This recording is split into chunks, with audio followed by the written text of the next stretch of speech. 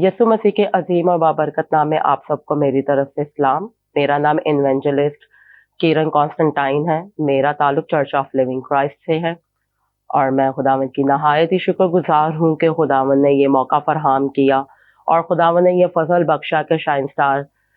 TV ने मुझे invite किया और ये फजल बख्शा कि मैं यहाँ पर आकर मैसेज दे सकूँ। और इसी तरह मैं पास्टर आशिर मंशा का, जो कि शाइन स्टार टीवी के चेयरमैन हैं और फाउंडर हैं, खुदावंद उन्हें कसरत से और ज़्यादा अपनी बरक़ात के लिए इस्तेमाल करे, लोगों के ये जलाल के लिए इस्तेमाल करे। और इसी तरह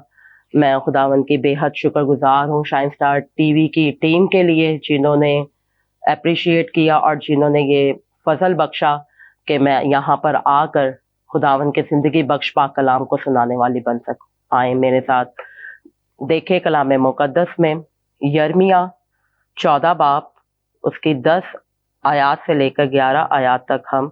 कलाम मुक़द्दस में से तलावत करेंगे। यर्मिया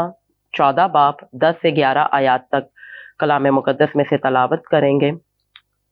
खुदावन इन लोगों से यूं फरमाता है कि उन्होंने गुमराही को यूं दोस्त रखा है और अपने पाँव को नहीं रोका, इसलिए खुदावन इनको कबूल नहीं करता। अब वो इनकी बदकिरदारी याद करेगा और इनके गुनाह की सज़ा देगा।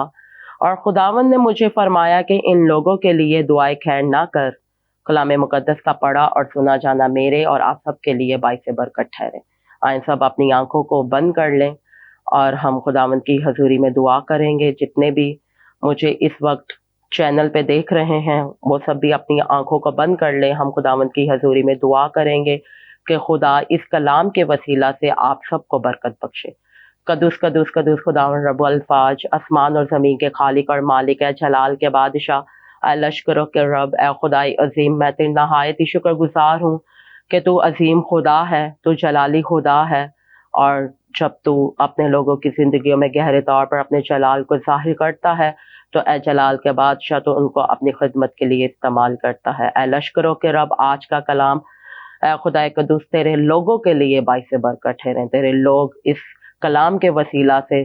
सैर होने वाले बन सके और उन तमाम बरक़ात को रिसीव करने वाले बन सके जिनके वो ख्वाहिशमंद है। मेरा ईमान है कि तूने इस दुआ को सुना और कबूल किया, मांगते प्यारे बेटे यसु मसीह के वसीला से, आमीन। आए दोबारा मेरे साथ कलाम मुक़द्दस में देखें। यर्मिया 14 बाब उसकी 10 से 11 आयात पर हम कलाम मुक़द्दस में दोबारा गौर करेंगे। खुदावन इन लोगों से यूं फरमाता है कि उन्होंने गुमराही को यूं दोस्त रखा है और अपने पाँव को नहीं रोका, इसलिए खुदावन इनको कबूल नहीं करता। अब वो इनकी बदकिरदारी याद करेगा और इनके गुनाह की सज़ा देगा। और खुदावन ने मुझे फरमाया कि इन लोगों के लिए दुआएं खैर ना कर। मेरे अजीज़ों, आज खुदा ने मेरी और आपकी बढ़ोतरी के लिए जो टॉपिक बख्शा है वो ये है, रोज़ा में खुदा क्यों नहीं सुनता। रोज़ा में खुदा क्यों नहीं सुनता। मेरे अजीज़ों, अभी हमने कलाम मुक़द्दस में से तलावत की जिसमें यर्मिया नबी हमें वाज़िह तौर पर बयान कर रहा है और हमें बता रहा है। आए दोबारा मेरे साथ देखें। खुदावन उन लोगों से यूं फरमाता है कि उन्होंने गुमराही को यूं दोस्त रखा है और अपने पाँव को नहीं रोका, इसलिए खुदावन इनको कबूल नहीं करता। अब वो इनकी बदकिरदारी याद करेगा और इनके गुनाह की सज़ा देगा। मेरे अजीज़, यहाँ पर हमें वाज़िह तौर पर यर्मिया नबी की किताब में मिलता है कि यर्मिया नबी जो कि खुदावन का नबी है, जो कि खुदावन से प्यार करता है, और जब उसके साथ वो लोग जो कि खुदावन के हम खिदमत थे उनके दरमियान में जब वो तालीम दे रहा था तो उसने खुदावन की हजूरी में ये खुदावन के सामने फरियाद रखी कि यहाँ आए दोबारा मेरे साथ देखें। खुदावन इन लोगों से यूं फरमाता है कि उन्होंने गुमराही को यूं दोस्त रखा है। खुदा यहाँ पर यर्मिया नबी बयान कर रहा है कि ये लोग जो कि गुमराह हो चुके हैं, जो कि गुमराही को अपनी जिंदगी में ले चुके हैं, जो कि खुदावन से बिल्कुल नावाकिफ हो चुके हैं और इन्होंने गुमराही को दोस्त बनाकर रखा हुआ है। उन्होंने रोजा भी रखा लेकिन खुदावन ने उनकी ना सुनी। आए आगे इसके दूसरे हिस्से पर हम गौर करेंगे। और अपने पाँव को नहीं रोका, इसलिए खुदावन को कबूल नहीं करता। अब वो इनकी बदकिरदारी याद करेगा और इनके गुनाह की सजा देगा। दूसरे हिस्सा में हमें वाज़िह तौर पर मिल रहा है کہ خداوند یہاں پر کہہ رہا ہے کہ انہوں نے بد کرداری مطلب گناہ کو اپنا دوست بنا کر رکھا ہوا ہے، گناہ کو اپنی زندگی میں رکھا ہوا ہے، وہ تمام کام جو کہ خدا کو ناپسند ہے، جن کے خلاف خدا ہے اور اس کو نا قبول کرتے ہیں۔ تو میرے عزیزو، ہمیں یہاں پر واضح طور پر خدا بتاتا ہے اور سکھاتا ہے کہ خدا ان لوگوں کی نہیں سنتا ہے جو روزہ رکھ کر بھی اپنے دل میں بدکاری کو رکھتے ہیں، اپنے دل میں گناہ کو رکھتے ہیں، اپنے دل میں ہر طرح کے وہ غلط کاموں کو رکھتے ہیں جو خدا کو ناپسند ہے، جو خداوند پسند نہیں کرتا ہے۔ اور آئے میرے ساتھ دوبارہ دیکھیں 11ویں آیت میں، اور خداوند نے مجھے فرمایا کہ ان لوگوں کے لیے دعائے خیر نہ کر۔ یہاں پر یرمیہ نبی جب خدا کے ساتھ ہم کلام ہوا تو خدا اس سے کہہ رہا ہے، خدا اس سے ہم کلام ہوتے ہوئے بول رہا ہے کہ تو ان لوگوں کے لیے دعائے خیر نہ کر، کیونکہ ان کے دل مجھ سے دور ہے، یہ ناراستی کی زندگی گزارتے ہیں، یہ راست باز نہیں ہے۔ میرے عزیزو،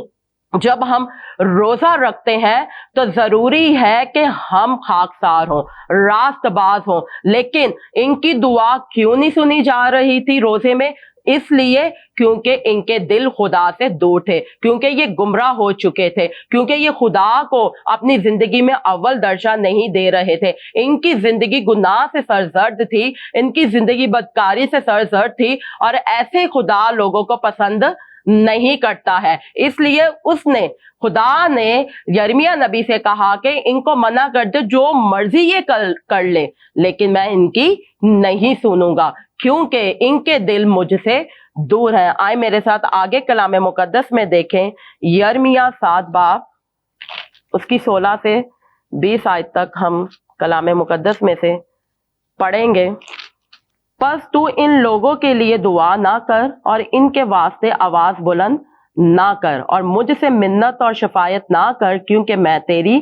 نہ سنوں گا۔ یہاں پر ہمیں واضح طور پر 16ویں آیت میں مل رہا ہے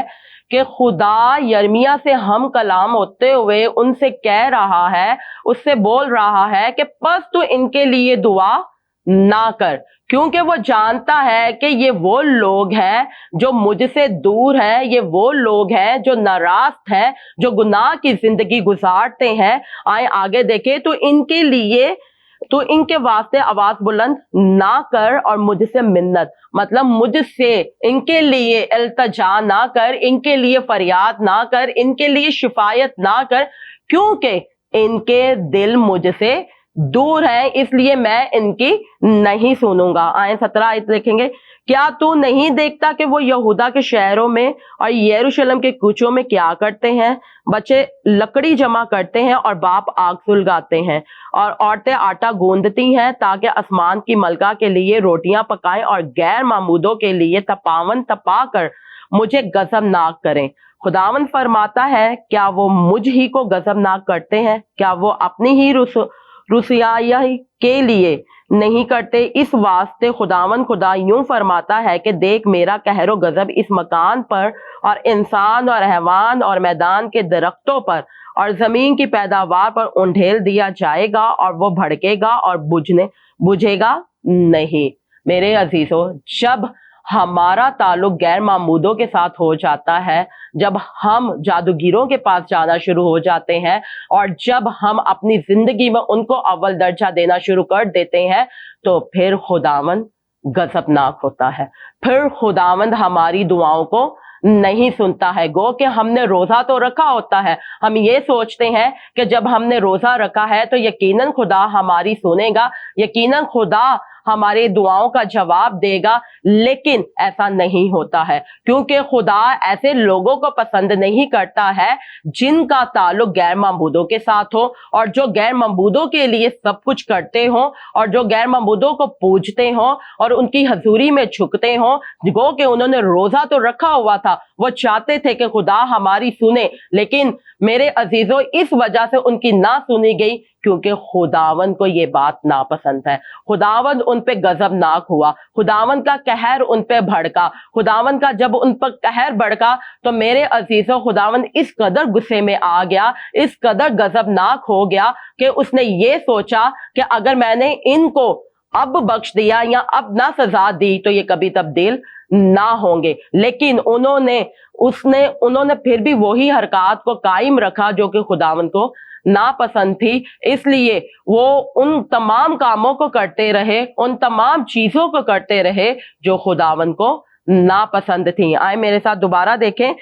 19 آیت، خداوند فرماتا ہے کیا وہ مجھ ہی کو غضب نہ کرتے ہیں؟ مطلب خداوند خود فرما رہا ہے، خداوند خود ان سے ہم کلام ہو رہا ہے، ان سے کہہ رہا ہے کہ یہ وہی لوگ ہیں جن کے لیے میں سب کچھ کرتا ہوں، لیکن یہ مجھے ہی غصے میں لے کر آتے ہیں، یہ مجھے ہی غضبناک کرتے ہیں۔ لیکن میرے عزیزوں، انہوں نے اس بات پر غور نہ کیا۔ آگے دیکھیں، کیا وہ اپنے ہی روسیاہی کے لیے نہیں کرتے؟ اسی واسطے خداوند یوں فرماتا ہے کہ دیکھ میرا قہر و غضب اس مکان پر اور انسان اور حیوان اور میدان کے درختوں پر زمین کی پیداوار پر انڈھیل دیا جائے گا، اور وہ بھڑکے گا اور بجھے گا نہیں۔ مطلب یہاں پر ان کی ہر ایک چیز جس کے وہ خواہش مند ہے اور جو ان کے پاس ہے، خدا نے کہا کہ میں اس کی ہر ایک چیز پر قہر ڈال دوں گا، غضب ناک ہو جاؤں گا۔ میرے عزیزوں، ہمیں ضروری ہے کہ جب ہم روزہ رکھیں تو ہماری زندگی گناہ آلودہ نہیں ہونی چاہیے۔ آج جو خداوند نے ٹاپک بھی دیا وہ یہی ہے کہ خداوند روزے میں کیوں نہیں سنتا، روزے میں خدا کیوں نہیں سنتا؟ اس کی یہی وجہ ہے کہ جب ہمارا کانٹیکٹ، جب ہمارا رابطہ خداوند کے ساتھ نہیں ہوتا بلکہ غیر معبودوں کے ساتھ ہوتا ہے، اور ان تمام حرکات ہماری زندگی میں ہوتی ہیں، وہ زندگی جو گناہ آلودہ ہوتی ہے، نافرمانی کی طرف ہوتی ہے، نا کہ تابعداری کی طرف ہوتی ہے، تو اس کے باعث خداوند پھر غضبناک ہوتا ہے، پھر خداوند قہر کو ہمارے اوپر بھیج دیتا ہے، پھر خداوند غصہ کرتا ہے، اور وہ ایسا غصہ ہوتا ہے کہ ہم جو مرضی کر لیں پھر کچھ نہیں ہوتا ہے۔ آئے میرے ساتھ آگے دیکھیں یرمیہ 6 باب اس کی 20 آیت، اس لیے کیا فائدہ کہ سبا سے لبان اور دور کے ملک سے اگر میرے حضور لاتے ہیں، تمہاری سوختنی قربانیاں مجھے پسند نہیں اور تمہارے ذبیحوں سے مجھے خوشی نہیں۔ یہاں پر ہمیں واضح طور پر مل رہا ہے کہ خداوند واضح طور پر ہمارے ساتھ، خداوند واضح طور پر بیان کر رہا ہے کہ مجھے ان کی سوختنی قربانیاں قبول نہیں ہے، کیونکہ خداوند ایسی قربانیوں کو پسند نہیں کرتا ہے جس میں خالص پن نہ ہو۔ خداوند چاہتا ہے کہ اگر ہم اپنے بدن سے سوختنی قربانی دے رہے ہیں روزہ رکھ کر تو وہ خالص ہو۔ آئے میرے ساتھ دوبارہ دیکھیں، اس لیے کیا فائدہ سبا سے لبان اور دور کے ملک سے اگر میرے حضور لاتے ہیں۔ خداوند کہہ رہا ہے کہ کیا فائدہ اگر آپ دور دراز سے بھی میرے لیے سوختنی قربانیاں لے کر آ رہے ہیں، ذبیحوں کو لے کر آ رہے ہیں، مطلب ان کو ذبح کرنے کے لیے، اس کا کیا فائدہ جب تمہارے دل ہی مجھ سے دور ہے، جب تم غیر معبودوں کی طرف بھاگتے ہو، جب تم غیر معبودوں کو اپنی زندگی میں دعوت دیتے ہو اور وہ تمام کام کرتے ہو جو گناہ آلودہ ہے، تو تمہاری ان سوختنی قربانیوں کا کیا فائدہ؟ میں ان قربانیوں کو پسند نہیں کرتا اور تمہارے ذبیحوں سے مجھے خوشی نہیں ہے۔ مطلب خدا یہ یہاں پر بیان کر رہا ہے کہ تم گو کہ جو مرضی کر لو، جب تمہارے دل مجھ سے دور ہے تو کیا فائدہ وہ تمام قربانیاں بھی پیش کرنے کا، میری حضوری میں دینے کا یا گزراننے کا، مجھے ان سے کوئی خوشی نہیں ہے، اس لیے کیونکہ تمہارے دل مجھ سے دور ہیں۔ آئے میرے ساتھ آگے دیکھیں یرمیہ 14 باب 13 سے 16 تک ہم کلام مقدس میں سے دیکھیں گے۔ تب میں نے کہا، ہاں اے خداوند خدا، دیکھ انبیاء ان سے کہتے ہیں تم تلوار نہ دیکھو گے اور تم میں کال نہ پڑے گا، بلکہ میں اس مقام میں تم کو حقیقی سلامتی بخشوں گا۔ تب خداوند نے مجھے فرمایا کہ انبیاء میرا نام لے کر جھوٹے نبوت کرتے ہیں، میں نے نہ ان کو بھیجا اور نہ حکم دیا اور نہ ان سے کلام کیا، وہ جھوٹی رویا اور جھوٹی علم غیب اور بطالت اور اپنے دلوں کی مکاری نبوت کی صورت میں تم پر ظاہر کرتے ہیں۔ اس لیے خداوند یوں فرماتا ہے کہ وہ نبی جن کو میں نے نہیں بھیجا، جو میرا نام لے کر نبوت کرتے اور کہتے ہیں کہ تلوار اور کال میں اس ملک میں نہ آئیں گے اور تلوار اور کال ہی سے ہلاک ہوں گے، اور جن لوگوں سے وہ نبوت کرتے ہیں وہ کال اور تلوار کے سبب سے یروشلم کے کوچوں میں پھینک دیے جائیں گے. ان کو اور ان کی بیویوں اور ان کے بیٹوں اور ان کی بیٹیوں کو دفن کرنے والا کوئی نہ ہوگا. میں ان کی برائی ان پر انڈھیل دوں گا اور تو ان سے یوں کہنا کہ میری آنکھیں شب و روز آنسو بہائیں اور ہرگز نہ تھمیں،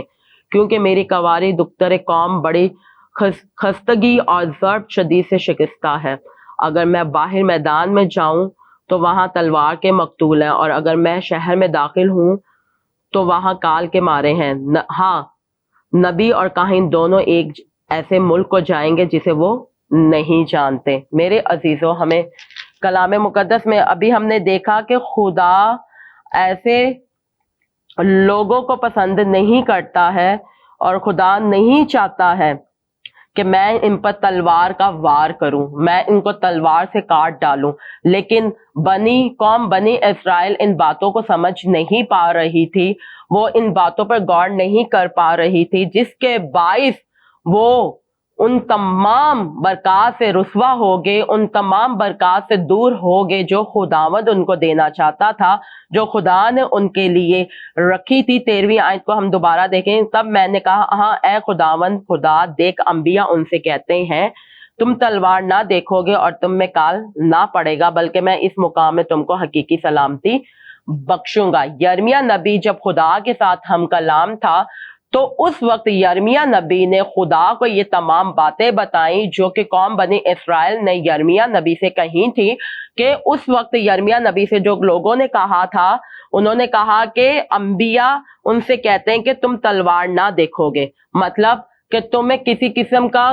کوئی دکھ نہیں ملے گا، تم پر کال نہیں پڑے گا، تم حقیقی سلامتی پاؤ گے. لیکن وہ اس بات سے ناواقف تھے، ان کو یہ نہیں پتا چل رہا تھا، یہ نہیں معلوم ہو رہا تھا کہ یہ جھوٹے خدا ہیں، یہ جھوٹے انبیاء ہیں جو نبوت کر رہے ہیں، جو بتا رہے ہیں، جو کہہ رہے ہیں کہ ایسا کچھ بھی نہیں ہوگا. انہوں نے خدا کے نبی پر یقین نہ کیا، بلکہ ان تمام جھوٹے نبیوں پر یقین کیا قوم بنی اسرائیل نے، جس کے باعث انہوں نے دکھ اٹھایا، جس کے باعث انہوں نے تکلیف اٹھائی، جس کے باعث انہوں نے ہر قسم کا وہ کام کیا جو کہ خدا کو ناپسند تھا. یہی وجہ ہے کہ ہم روزہ تو رکھ لیتے ہیں، لیکن بعد میں ہم خدا سے شکوے کر رہے ہوتے ہیں قوم بنی اسرائیل کی طرح، جس طرح یہ شکوے کرتے ہیں اور یہ بول رہے ہیں کہ خدا ہماری سنتا نہیں. کیوں نہیں سنتا؟ کیونکہ اس لیے انہوں نے دوسرے نبیوں پر، وہ جو جھوٹے نبی تھے جنہوں نے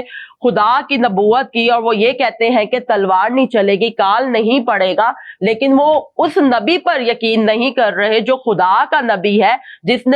جس کو خدا نے ان کے اوپر مقرر کیا ہے اور ان کو بتانے کے لیے. لیکن وہ یہ کہتے ہیں کہ ہمیں کسی قسم کا کوئی دکھ نہیں ملے گا، کسی قسم کا کوئی تکلیف نہیں ملے گی. جب خدا کے ساتھ یرمیہ نبی کی بات ہو رہی تھی، تو جب خدا کو یرمیہ نبی نے بتایا، تو اس کے بعد میرے عزیزوں 14 آیت میں دیکھیں، تب خداوند نے مجھے فرمایا کہ انبیاء میرا نام لے کر جھوٹی نبوت کرتے ہیں، مجھ سے میں نے نہ ان کو بھیجا اور نہ حکم دیا اور نہ ان سے کلام کیا. میرے عزیزوں، بائبل مقدس واضح طور پر بیان کر رہی ہے کہ خدا یرمیہ نبی کو جواب دیتے ہوئے اس سے کہہ رہا ہے کہ وہ نبیوں کو میں نے نہیں بھیجا، میرا ان سے کوئی واسطہ نہیں، میرا ان سے کوئی کانٹیکٹ نہیں، میرا ان سے کسی قسم کا کوئی واسطہ نہیں ہے. لیکن قوم بنی اسرائیل یہ سمجھتی ہے کہ وہ خدا کی طرف سے آئے ہیں، یہ تمام انبیاء خدا کی طرف سے مجھ پہ ہمیں بتا رہے ہیں، ہمیں سکھا رہے ہیں. لیکن جب خدا نے یرمیہ نبی سے کہا تو آئیں دیکھیں، وہ جھوٹی رویا اور جھوٹا علم غیب اور بطالت اور اپنے دلوں کی مکاری نبوت کی صورت میں تم پر ظاہر کرتے ہیں. اس لیے خداوند یوں فرماتا ہے کہ وہ نبی جن کو میں نے نہیں بھیجا، جو میرا نام لے کر نبوت کرتے اور کہتے ہیں کہ تلوار اور کال اس ملک میں نہ آئیں گے، وہ تلوار اور کال ہی سے ہلاک ہوں گے. واضح طور پر بائبل مقدس بیان کر رہی ہے کہ جن کو خداوند نے نہیں بھیجا اور وہ کہتے ہیں کہ میں خدا کا خادم ہوں، اور وہ کہتا ہے کہ میں خدا کا ممسوح ہوں، اور وہ یہ نبوت کرتا ہے کہ اس ملک میں کبھی تلوار اور کال نہیں آئے گا، لیکن خداوند کہتا ہے کہ اسی ملک میں تلوار بھی چلے گی اور کال بھی پڑے گا، وہ چاہے گو کہ کسی بھی اعتبار سے کیوں نہ ہو۔ لیکن جب ہم خاکسار بن کر خداوند کی حضوری میں دعا کرتے ہیں تو پھر میرے عزیزوں خداوند سنتا ہے۔ اور جب ہمارے دل میں گناہ ہوتا ہے، بدی ہوتی ہے، اور جب ہمارا دل خدا سے دور ہوتا ہے، پھر ہم روزہ بھی رکھ لیں تو پھر خدا نہیں سنتا ہے۔ آئے میرے ساتھ آگے دیکھیں، یسایہ پہلا باب اس کی 15 آیت۔ جب تم اپنے ہاتھ پھیلاؤ گے تو میں تم سے آنکھ پھیر لوں گا، ہاں جب تم دعا پر دعا کرو گے تو میں نہ سنوں گا، تمہارے ہاتھ خون آلودہ ہے۔ میرے عزیزوں،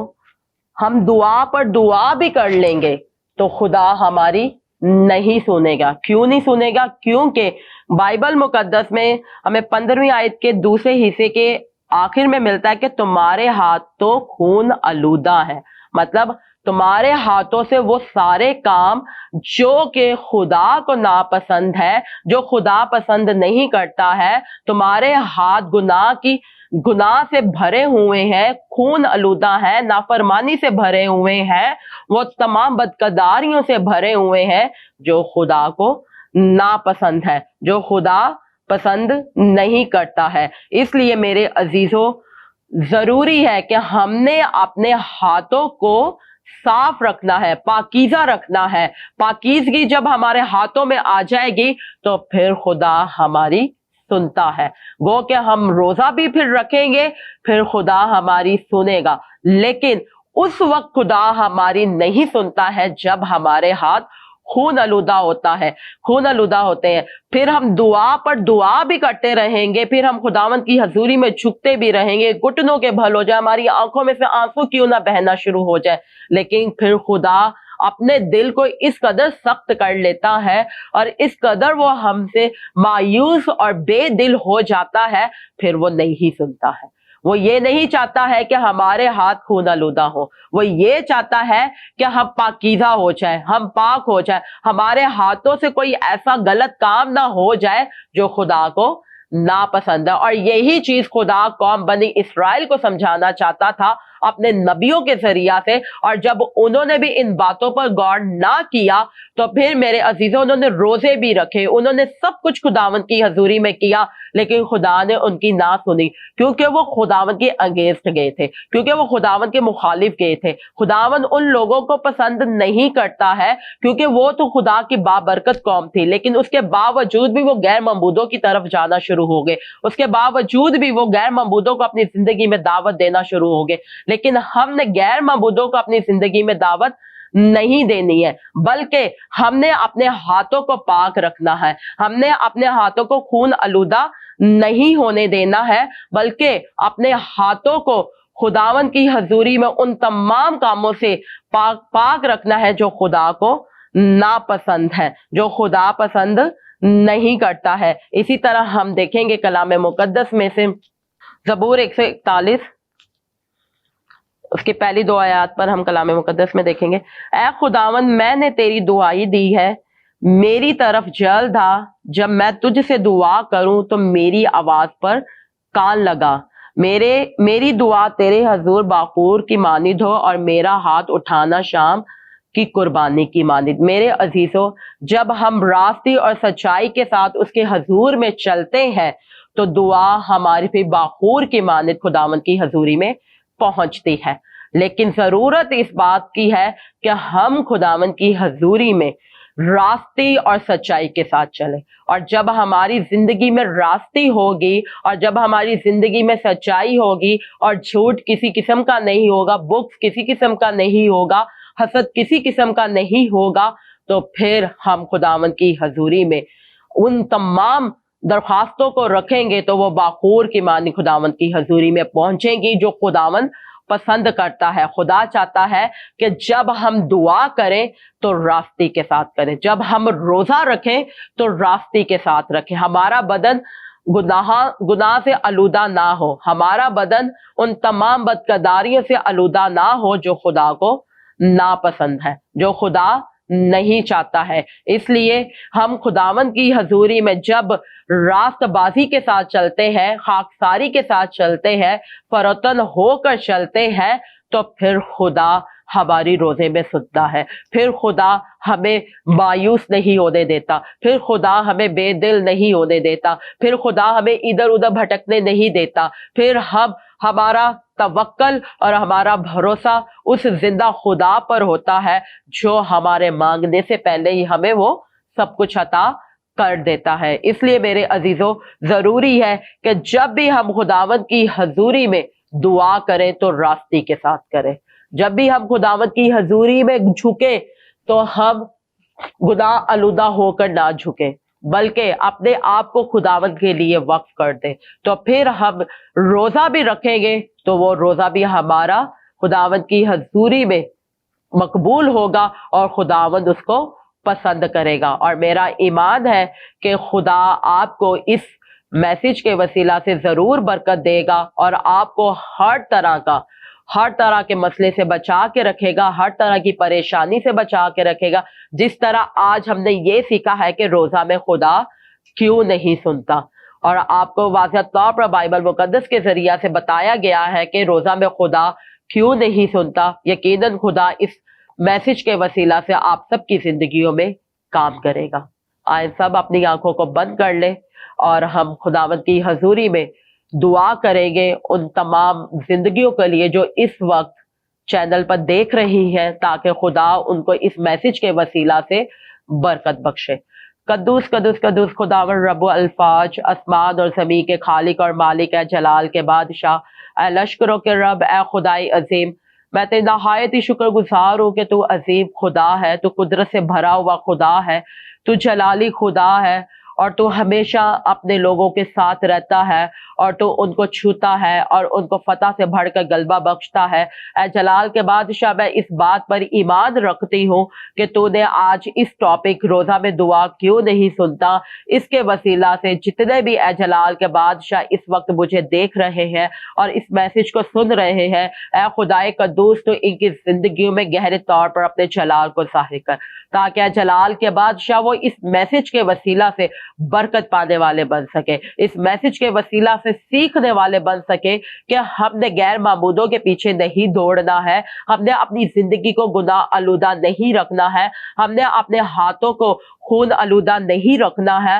بلکہ ہم نے اپنے آپ کو پاک صاف کرنا ہے, اپنے بدن کو اس تمام کاموں سے دور رکھنا ہے جو خداوند کو ناپسند ہے. اے خدائے قدوس, میرا ایمان ہے کہ اے جلال کے بادشاہ تو نے ان کی زندگیوں میں گہرے طور پر اپنے جلال کو ظاہر کر دیا ہے, تو نے ان کو چھو لیا ہے, تو نے ان کو اے خدائے اقدس ان کے دلوں کو اپنی طرف مائل کر دیا ہے, اپنی طرف انڈھیل دیا ہے. اور میرا ایمان ہے کہ اے جلال کے بادشاہ تو ان کی زندگی میں کثرت سے اپنے جلال کو ظاہر کرے گا, یسوع کے نام سے, آمین.